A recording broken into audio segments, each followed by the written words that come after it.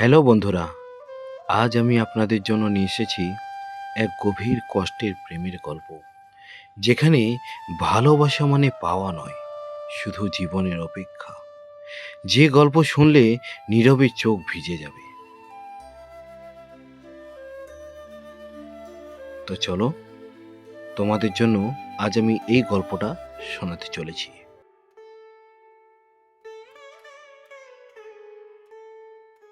অপেক্ষা, যার কোনো শেষ নেই। একটি পূর্ণাঙ্গ আবেগী প্রেমের গল্প আমি আপনাদের কাছে তুলে ধরছি। গ্রামটার নাম কেউ আর ঠিকঠাক মনে রাখে না। সবাই শুধু বলে রেল লাইনের ধারে গ্রামটা। এই গ্রামটার সকাল শুরু হয় মোরগের ডাকে, আর সন্ধ্যা নামে ট্রেনের শব্দে। দিনের পর দিন, বছরের পর বছর ট্রেন আসে, ট্রেন যায়, কিন্তু রেল লাইনের ধারে বসে থাকে সেই ছেলেটা। তার নাম দীপ। দীপ খুব সাধারণ একজন মানুষ। ছেঁড়া চটি, পুরনো জামা, চোখে গভীর ক্লান্তি, আর বুকের ভেতরে জমে থাকা এক রাশ না বলা কষ্ট। দীপ আর পাপিয়ার পরিচয় হয়েছিল স্কুলে। একই বেঞ্চে বসত ওরা। খাতার শেষ পাতায় নীরবে নাম লিখত তারা, দীপ, আই লাভ ইউ পাপিয়া। ওদের প্রেমটা ছিল খুব চুপচাপ, কোনো বড় প্রতিশ্রুতি নয়। শুধু সন্ধ্যায় পুকুরের পাড়ে বসে থাকা আর আকাশের দিকে তাকিয়ে স্বপ্ন দেখা। পাপিয়া বলতো, দীপ, আমি একদিন শহরে যাব, আমি বড় হতে চাই। দীপ হাসত। সে জানতো পাপিয়ার স্বপ্নগুলো বড়, আর তার জীবনটা অনেকটাই ছোট। তবু ভালোবাসা তো হিসাব মানে না। একদিন সত্যি সেই দিন আসে। পাপিয়া শহরে যাবে। বিদায়ের দিন আকাশটা খুব ভারী ছিল। বাস ছাড়ার আগে পাপিয়া দীপের হাতে একটা চিঠি দিয়ে বলেছিল, এটা খুলে পড়ো, তবে এখন নয়। বাস চলে যায়, ধীরে ধীরে মিলিয়ে যায়। অনেকক্ষণ পর দীপ চিঠিটা খুলে পড়ে। সেখানে পাপিয়া লিখেছে,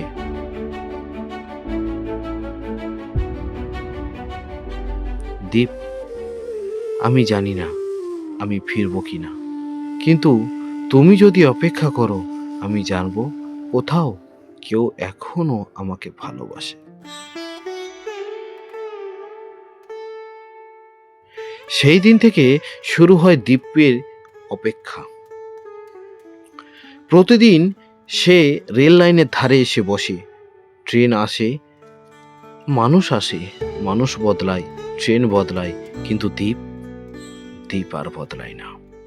মা মারা যায়, বাবার রেখে যাওয়া ঋণ বেড়ে যায়, জামা ছিঁড়ে যায়, জুতো ফেটে যায়। গ্রামের লোকেরা হাসে, কেউ বলে ও পাগল হয়ে গেছে। দীপ কিছুই বলে না, সে শুধু অপেক্ষাই করতে থাকে। রাতে তার ঘুম আসে না। চোখ বন্ধ করলেই পাপিয়ার মুখটা ভেসে ওঠে। সে কি ভালো আছে? সে কি সুখী? বছর 10 পেরিয়ে যায়, তারপর 15।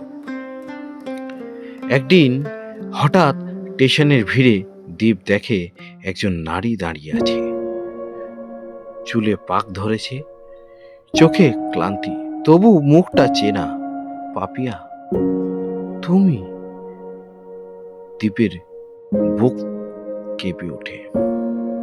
পাপিয়া ধীরে ধীরে কাছে এসে জিজ্ঞাসা করে, তুমি এখনো আমার জন্য অপেক্ষা করছো? দীপ হেসে বলে, তুমি তো বলেছিলে আমাকে অপেক্ষা করতে। পাপিয়ার চোখ দিয়ে জল গড়িয়ে পড়ে। সে বলে, আমি ফিরেছি, কিন্তু অনেক দেরি হয়ে গেছে। ট্রেনটা হুইসেল বাজিয়ে আস্তে সুস্তে ধীরে ধীরে স্টেশনে এসে দাঁড়ায়।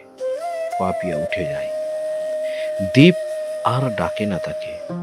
সে আবার বসে পড়ে সেই রেল লাইনের ধারে।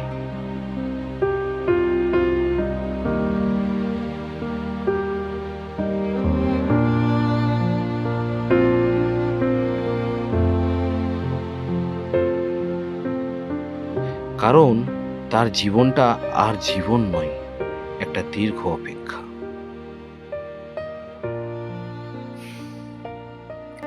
আর কিছু প্রেম শেষ হয় না, ওরা শুধু চুপচাপ কষ্ট হয়ে থেকে যায় আরো আরো গভীরে। তো নমস্কার বন্ধুরা, এই গল্পটা আমরা এখানেই শেষ করলাম। যদি আপনাদের এই গল্পটা ভালো লাগে তাহলে একটা কমেন্ট করো, একটা লাইক করো, আর এটা সাবস্ক্রাইব করো। আর যদি মনে হয় আপনার বন্ধুদের কাছেও এই গল্পটা পাঠাবার প্রয়োজন, তাহলে আপনারা শেয়ার করবেন।